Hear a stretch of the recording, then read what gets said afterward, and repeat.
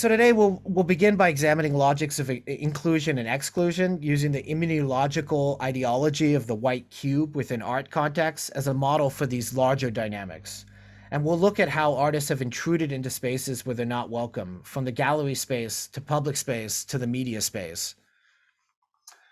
Um, yeah, this is Gianni Modi appearing as a soccer player, as a football player on the field. We'll also address issues of mimicry and the language and markers of authority and authenticity, reviewing a range of artists and activists who have appropriated and parodied the voice of power by exaggerating or faking expertise, forging documents, or changing their names. We'll also encounter issues of unequal exchange, complicity, dependence, mimicry, over-identification, looking at instances where institutions invited the parasite in, where artists addressed a system from the inside or integrated their workings with already existing sociocultural systems, industry, or government.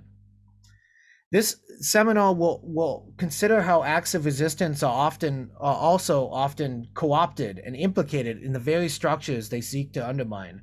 And we'll explore parasitical methods as acts of survival and subversion in our kind of crisis-filled world. Throughout, we'll also be considering the corrupted ethics of the parasite, how it interacts with certain systems and structures, how such actions replicate already parasitical relations, and we'll begin to measure the tenuous divide between antagonism, agonism, and complicity. The parasite is not only a means to take advantage and exploit a system, but it's also a way to understand the hidden pacts of hospitality and property within the cultural field and within economic, biological, and social political systems. Illuminating and through this we'll begin to look at our own kind of dependencies and assumptions regarding the world around us and about power positions. I think often people get bogged down in demarcations of mutualism, symbiosis, predation, and other kind of moralistic taxonomies of parasitic relations. But such divisions are of no use to Michel Serres. All relations, he says, are parasitical. In his book, The Parasite, Serres investigates the appearance of parasitical activity in literature and science, bridging the domains of biology, anthropology, and information theory to arrive at a conception of how systems operate more generally. His robust theory of the parasite offers no clear distinction between parasite and host. Each parasite is also a host. Each host is also a parasite. Humans are hosts to millions of different organisms that might be seen as parasitical, but we could be seen as parasitical ourselves on the planet and on these organisms, given the way that our actions, particularly under capitalism, are destroying whole species and ecosystems at an alarming rate. For Serres, the critical question is not to distinguish who is the parasite from the host, but to develop kind of new conceptual tools to name the relations of parasitism that interconnect not only multiple biological organisms and ecological systems, but also social relations, conceptual apparatus, and political, economic, and cultural institutions and structures.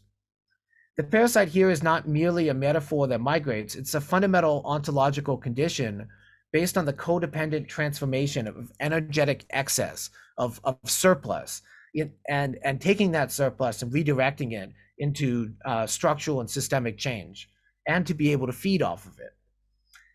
The parasite is the opportunistic beneficiary of surplus created by the host, but in the digestion of that surplus creates the conditions for the host's evolution and adaptation.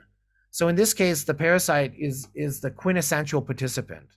But here then is the origin of human relations, the struggle to either incorporate or expel the parasite. In any communication or exchange, there are efforts to exclude the parasite, the interference, the third man, the intruder, the noise, and the signal. This is a graph that Michel Serres used, which is a kind of undermining of Claude Shannon's idea of communication. One example that Michel Serres uses is a phone call that happens in the midst of a dinner party. So at first, the phone call is this disturbance. It's a noise, an intrusion on the conversation at the table. But when you pick up the phone, all of a sudden the table becomes the noise, and the phone becomes the signal. So that kind of constant kind of interplay between between noise and signal, between nonsense and sense, is really part of kind of Michel Serres' kind of thinking around parasitical relations and their function as kind of noise in the background. He says that communication is a sort of game played by two interlocutors considered as united against the phenomena of interference and confusion, or against individuals with some stake in interrupting communication. These interlocutors battle together against noise. There's no such thing as a clear interface or communication. There's always noise on the line. Systems are islands of ordered relations upon an ocean of noise. It is the pure multiplicity that serves as a background in all we do, the ground to our figure. Um, Sarah's conceptualization of relationality is premised on one-way relations. It's not about like a mutual exchange where food is exchanged for food. In a world full of parasites, there's no such thing as production.